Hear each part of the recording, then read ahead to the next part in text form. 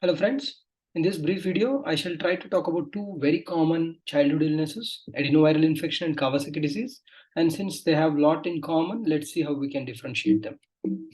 Now, basically adenovirus is a common viral infection. Several thousands of children have been infected with adenovirus over the last 6 months, and most of them have recovered fortunately with no serious consequences. However, a couple of weeks back, we had an interesting case which presented diagnostic challenges, and that's where I thought let's make this video. A 2-year-old boy, fever for the past 10 days, red eyes as you can see in the picture, cough, and the nasal swab PCR was tested positive for adenovirus. The treating team thought this is adenoviral pneumonia. However, this child also had a red tongue as you can see in the picture, red cracked lips, and extremities were swollen. So the treating doctor asked, could this be Kawasaki disease because these features look like a child with Kawasaki disease? However, since the adenoviral PCR was positive and the echocardiogram was normal in the first week, they thought this must be just an atypical form of adenoviral infection. He continued to run fever. On day 16, he in fact developed the classical periungual peeling, and that's where he was referred. And a repeat echocardiogram, as you can see, showed giant coronary aneurysms. So this child indeed had adenoviral infection with Kawasaki disease. Now, how do you differentiate? Because both can look very much similar.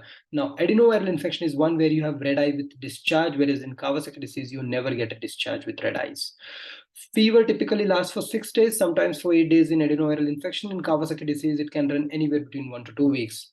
However, red lips and red tongue are characteristic features of Kawasaki disease. So even if your adenoviral PCR is positive and if you see mucocutaneous changes like this, you must think of Kawasaki disease.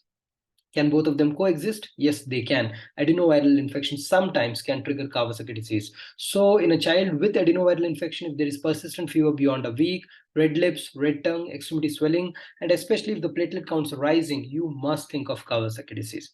And please remember, do not wait for the echo to show coronary aneurysms. You lose crucial time, and echocardiogram invariably is normal in the first week of Kawasaki disease.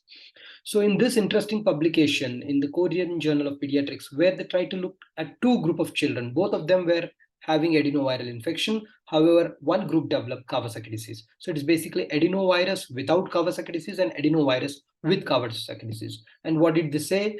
They said that patients who have red lips, those patients who have red tongue, and those patients who have sterile pyuria, even in the presence of adenoviral infection, must be thought to have a Kawasaki disease. So next time when you see a patient with adenoviral infection, ask this question: is this adenovirus?